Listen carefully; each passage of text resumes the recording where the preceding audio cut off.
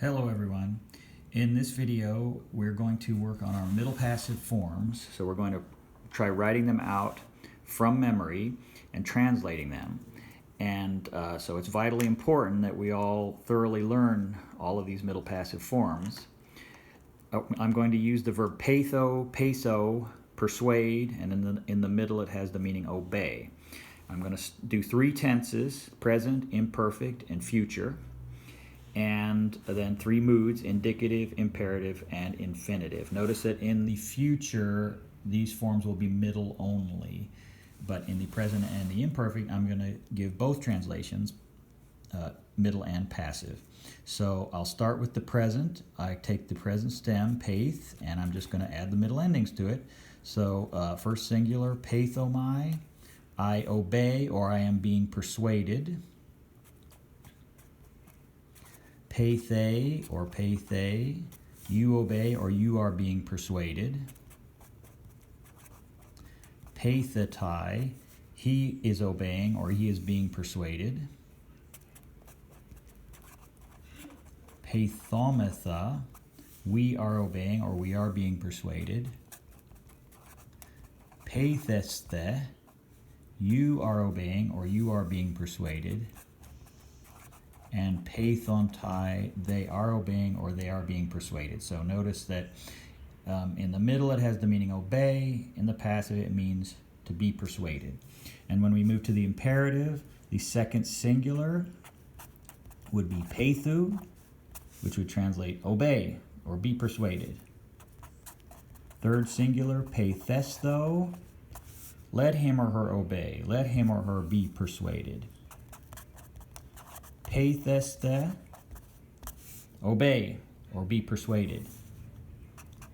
And peithesthon, let them obey or be persuaded.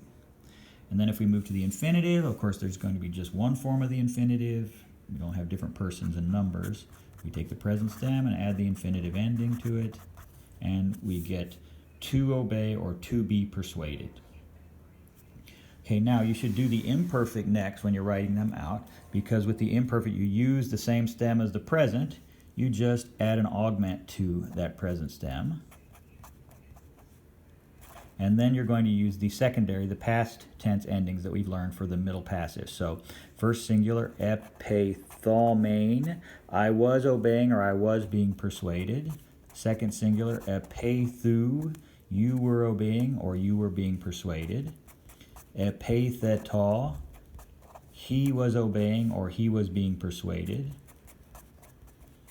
Epeithometha, we were obeying or we were being persuaded. Epeithesthe, you were obeying, you were being persuaded. And epeithonta, they were obeying, they were being persuaded. And let's make sure we use that translation formula for imperfect, was or were verbing. Now, there's no imperative or infinitive for the imperfect. The imperfect is only indicative. Now, when we move to the future, again, we're going to be, these forms will be middle only. We're going to use the stem from the second principal part, right? So if we look at the second principal part, drop the omega, then we get the stem pace. And now we're going to add the middle endings, and again, these are going to be just middle. We don't know the future passive yet. So we're going to add the same endings to this stem as the present. So first singular, peisomai, I will obey. Peise, you will obey. Peisetai, he or she will obey. Peisometha, we will obey.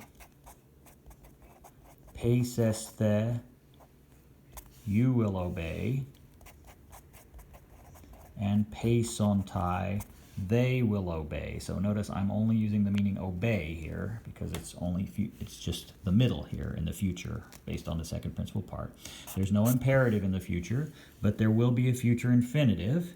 Just follow the same process. Take the stem from the second principal part, add the same infinitive ending that we did for the present, and you get paisesthai, which will still mean to obey. It's just that it will be used in some special context. For example, with the verb mello we've learned so far, when it means intend.